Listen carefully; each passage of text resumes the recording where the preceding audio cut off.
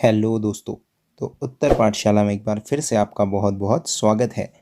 आज हम बात करेंगे दोस्तों उत्तराखंड इतिहास कालखंड भाग 4 के ऊपर, जिसमें हम आद्य ऐतिहासिक काल का भाग 2 पढ़ने जा रहे हैं। और आद्य ऐतिहासिक काल का भाग 1 हमने कल देखा था उत्तराखंड इतिहास कालखंड भाग 3 की वीडियो में। इस सीरीज़ की यह छठी वीडियो है दोस्तों, जिसमें हमने प्रागैतिहासिक और आद्य ऐतिहासिक काल के बारे में पढ़ना शुरू किया है। उसके बाद हम ऐतिहासिक काल और तमाम चीज़ें इसमें पढ़ने वाले हैं। तो चलिए आज हम आद्य ऐतिहासिक काल का भाग 2 देखने जा रहे हैं दोस्तों। कल की वीडियो का ही अगला पार्ट है, तो पहले कल की वीडियो ज़रूर देखिए, जिसमें हमने बहुत सारी चीज़ों के बारे में क्लियर किया है दोस्तों। वीडियो पसंद आती है तो लाइक करें, शेयर करें और चैनल को सब्सक्राइब जरूर करें दोस्तों। Twitter, Insta, Facebook, WhatsApp, Telegram, किसी भी तरीके से आप हमसे जुड़ सकते हैं। अगर चैनल पर नए हैं तो सब्सक्राइब जरूर करें, बेल आइकन को प्रेस करें और उसके बाद ऑल नोटिफिकेशन को ऑन करें, ताकि वीडियो की नोटिफिकेशन आपको सबसे पहले मिल जाए दोस्तों। ध्यान रखिएगा, वीडियो को लाइक आपको ज़रूर करना है। तो चलिए शुरू करते हैं। सबसे पहले जो हमने कल पढ़ा था दोस्तों, आद्य ऐतिहासिक कालीन गढ़वाल क्षेत्र के बारे में। तो हमने ये देखा कि गढ़वाल शब्द की उत्पत्ति जो है वो 14वीं शताब्दी में परमारों के द्वारा की गई। राजा अजयपाल के द्वारा क्या किया गया था, 52 छोटे छोटे गढ़ों को, किलों को, दुर्गों को जीत कर एक जगह इकट्ठा जो उन्होंने किया, एकत्रीकरण किया इनका, और इस तरीके से उसको गढ़वाल राज्य बनाया। तो दोस्तों ये जो गढ़वाल राज्य बना, ये वर्तमान का गढ़वाल क्षेत्र जिसे हम कहते हैं वही है। तो हमने इसमें देखा कि गढ़वाल शब्द का जो प्रयोग है वो फिर फतेह शाह के यशगान में भी किया गया है भूषण द्वारा। शिव प्रसाद डबराल का इसमें क्या मत है कि 1815 में मौलाराम द्वारा गढ़वाल शब्द की उत्पत्ति हुई है, ये इन्होंने कहा था। तो ऐसी सारी चीज़ों के बारे में हमने कल पढ़ा था।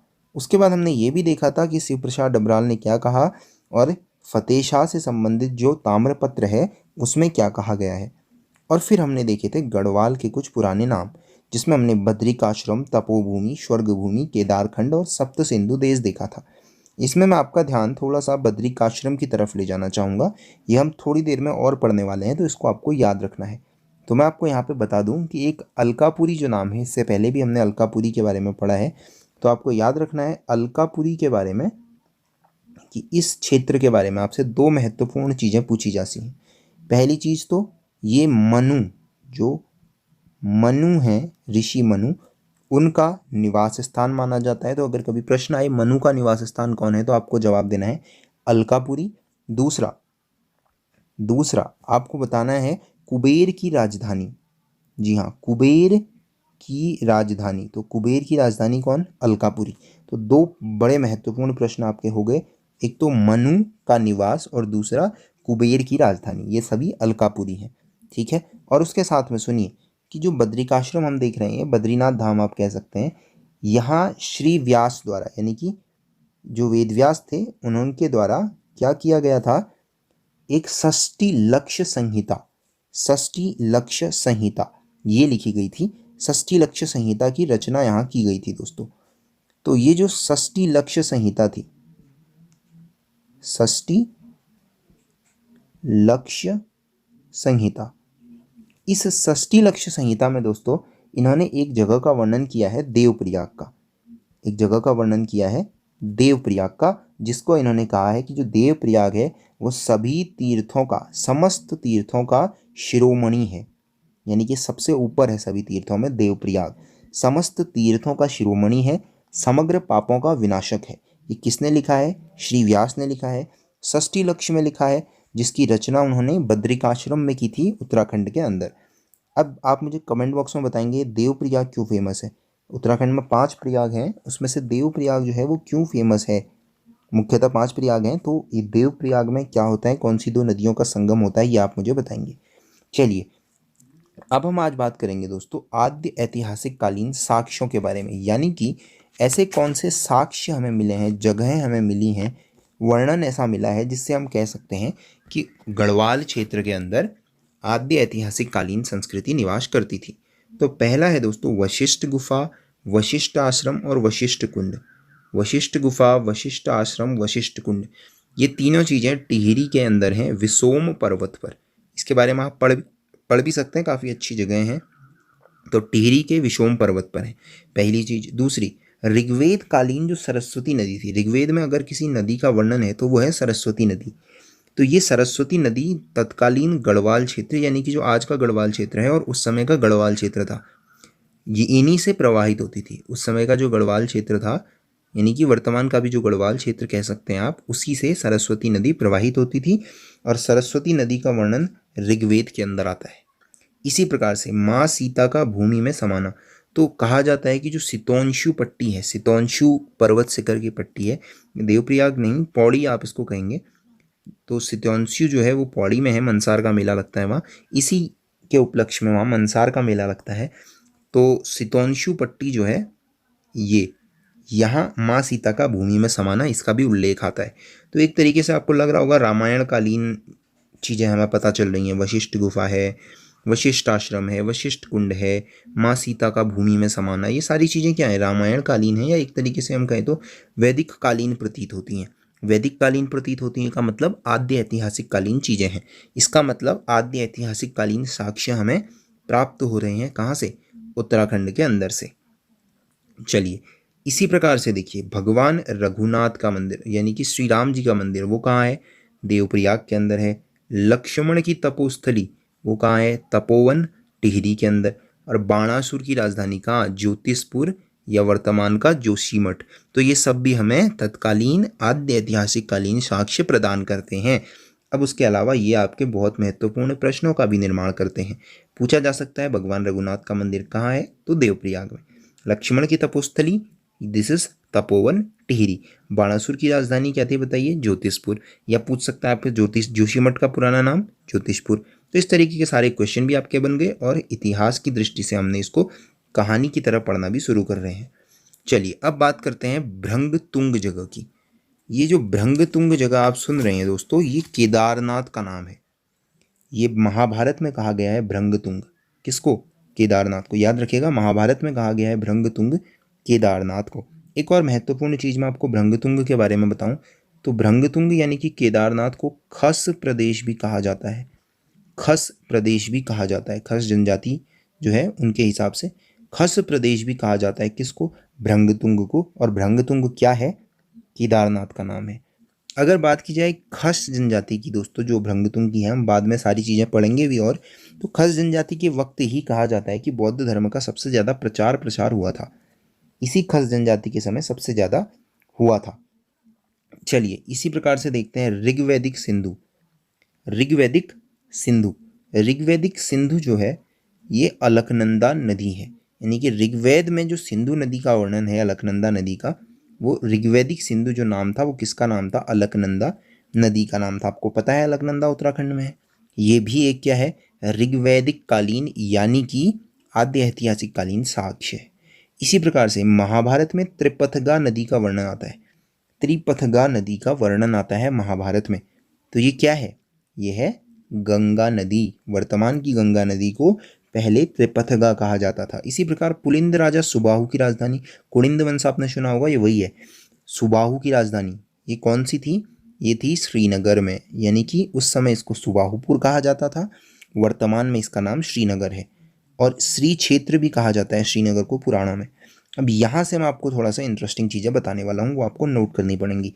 महाभारत में पुलिंद राजा सुबाहु की राजधानी श्रीनगर में थी, यानी कि सुबाहुपुर में थी। तो श्रीनगर का पुराना नाम सुबाहुपुर। अब सुनिए बड़ा ध्यान से, महाभारत में क्या हुआ था दोस्तों, जो महाभारत के अंदर वन पर्व आता है, ध्यान से सुनिएगा, महाभारत में वन पर्व आता है, उसमें कहा गया है कि उत्तराखंड में पुलिंद जातियां निवास करती थी। ध्यान से सुनिएगा, आद्य ऐतिहासिक कालीन जातियां हैं। तो महाभारत के वन पर्व में कहा गया कि उत्तराखंड में पुलिंद जनजातियां निवास करती थी। और उसके साथ ही लोमस ऋषि के साथ पांडवों ने, लोमस ऋषि के साथ पांडवों ने यहाँ क्या किया था, बद्रीनाथ की यात्रा भी की थी, बद्रीनाथ की यात्रा भी की थी। तो ऋषि धौम्य, ध्यान से सुनिएगा नाम, ऋषि धौम्य, धौम्य ऋषि, इन्होंने युधिष्ठिर को कुछ बताया था, वह आपके लिए महत्वपूर्ण हो सकता है। तो धौम्य ऋषि ने क्या बताया युधिष्ठिर को, धौम्य ऋषि ने कहा युधिष्ठिर से कि जो गंगा द्वार है वह गंधर्वों और अप्सराओं का निवास स्थान है।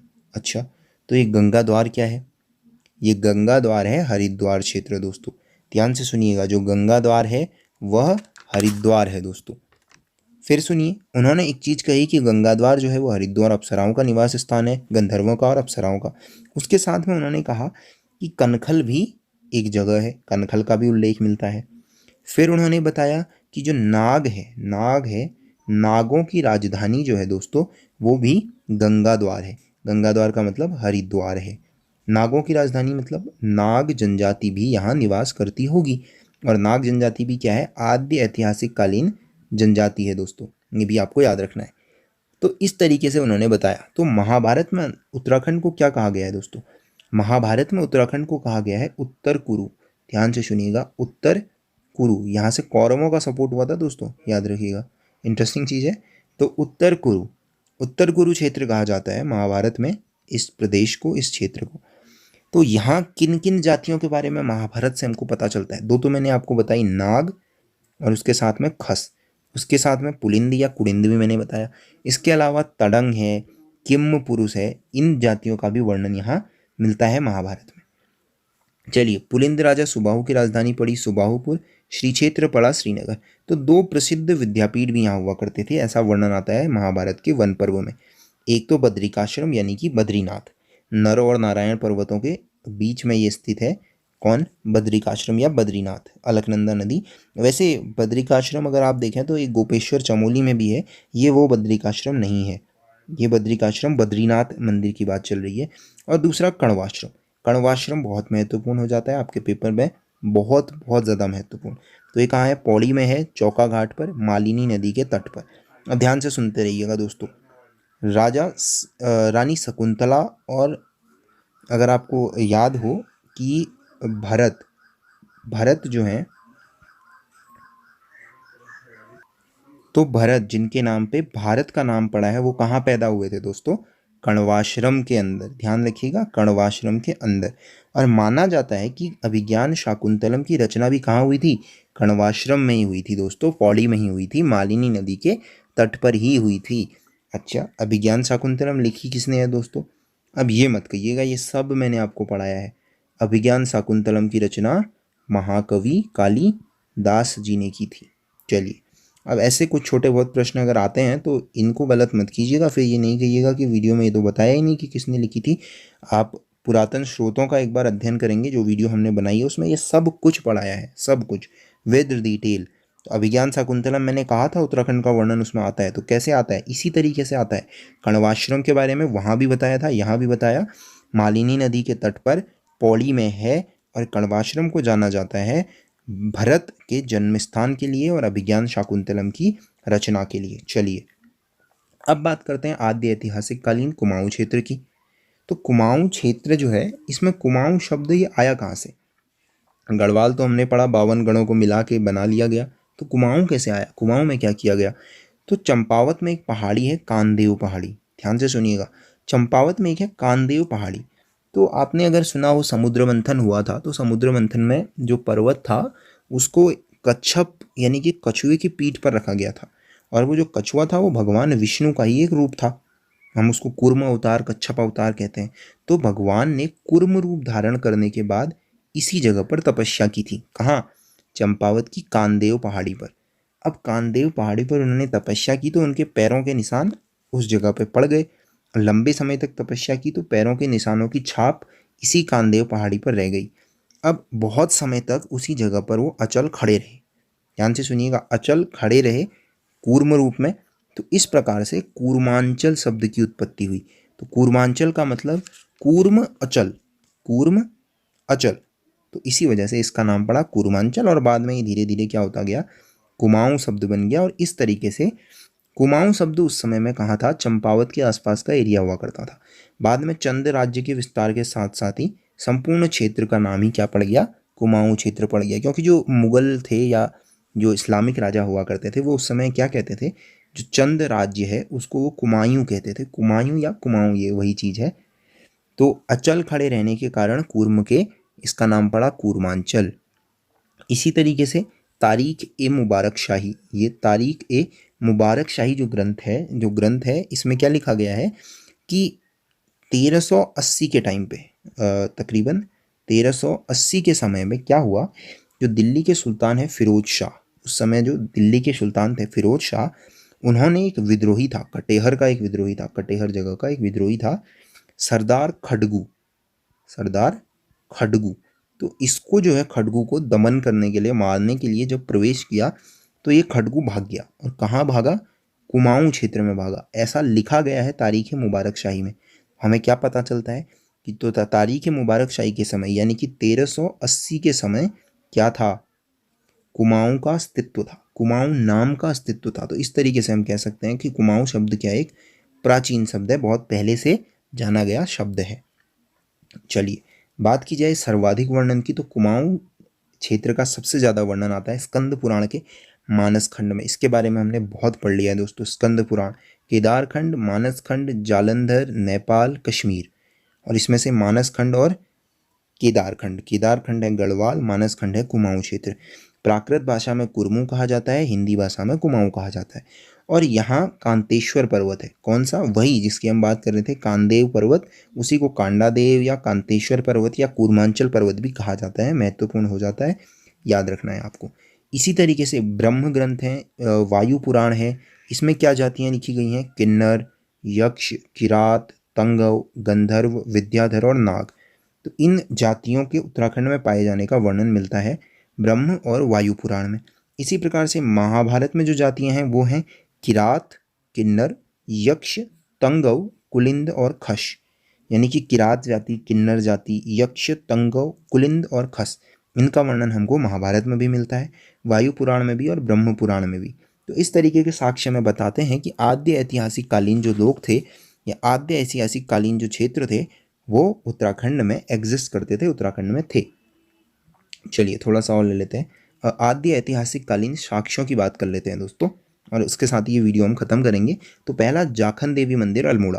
तो जाखन देवी मंदिर अल्मोड़ा से हमें क्या पता चलता है कि उत्तराखंड में यक्षों का निवास था, यक्ष जाति उत्तराखंड में निवास करती थी।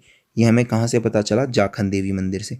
इसी तरीके से बीनाग, बेनी नाग, धौली नाग, काली नाग, पिंगल नाग, वासुकी नाग जैसे बहुत सारे मंदिर उत्तराखंड में हैं जो कि पिथौरागढ़ के अंदर है। यहाँ से हमें पता चलता है कि उत्तराखंड में नाग जातियों का भी निवास स्थान हुआ करता था। इसी तरीके से अस्कोट और डीडीहाट का जो क्षेत्र है पिथौरागढ़ के अंदर, उससे हमें पता चलता है कि यहाँ किरात जातियाँ भी निवास करती थी। अगर आप जनजातियों वाला आप मेरा वीडियो देखेंगे आपको पता चलेगा मुंडा भाषा का जो है वो प्रयोग करते थे। जो वनरौत जातियाँ हैं वही किरात जनजातियों के वंशज, जो किरात जाति हैं, जनजातियाँ थी, उन्हीं के वंशज हैं। तो किरात जनजाति के वंशजों का निवास है अस्कोट और डीडीहाट में। हमें पता चला कि किरात जनजाति भी है। तो इस तरीके से हमने क्या देखा? यक्ष हैं, नाग हैं और किरात जनजातियों का तो हमें प्रत्यक्ष प्रमाण मिलता है। इसी तरीके से जागेश्वर का जो क्षेत्र है अल्मोड़ा में, वहाँ कहा जाता है कि कार्तिकेय का जन्म हुआ था, शिव जी के पुत्र कार्तिकेय का जन्म कहाँ हुआ था? जागेश्वर के अंदर। ये भी हमें सब आद्य ऐतिहासिक कालीन साक्ष्य मिलते हैं। तो इस तरीके से दोस्तों हमने क्या देखा कि गढ़वाल है, कुमाऊं है, इसका वर्णन काफ़ी पहले से देखने के लिए मिलता है। और इसी के साथ साथ हमने ये भी देखा कि उत्तराखंड के अंदर यानी कि कुमाऊं गढ़वाल क्षेत्र के अंदर बहुत सारी जनजातियां आद्य ऐतिहासिक काल में भी निवास करती थी। जैसे किरात है, गंधर्व है, किन्नर हैं, यक्ष हैं, नाग जनजाति है, खस जनजाति है, कुलिंद जनजाति है। तो ये सारी जनजातियां हमें क्या बताती हैं कि उत्तराखंड पुरातन समय से ही मानव जीवन का एक अच्छा चहीता जगह रही है, जहाँ आद्य ऐतिहासिक कालीन लोग भी रहते थे, प्रागैतिहासिक कालीन लोग भी रहते थे। तो आद्य ऐतिहासिक कालीन में हम आगे और स्रोतों के बारे में भी पढ़ेंगे और कई ऐसी चीज़ें पढ़ेंगे जो साहित्यिक चीज़ों के अलावा भी हमें इस काल के बारे में जानकारी देती हैं। तो दोस्तों चैनल पे नए हैं तो सब्सक्राइब करें, लाइक शेयर और सब्सक्राइब जरूर करें। Twitter, Insta, Facebook, WhatsApp, Telegram सबके लिंक डिस्क्रिप्शन में है। और दोस्तों ध्यान से लाइक आपको ज़रूर करना है और कमेंट में आपको ज़रूर बताना है। आज हमने देवप्रयाग के बारे में प्रश्न पूछा है, उसका जवाब आपको देना है कमेंट बॉक्स में। So thank you, till next video.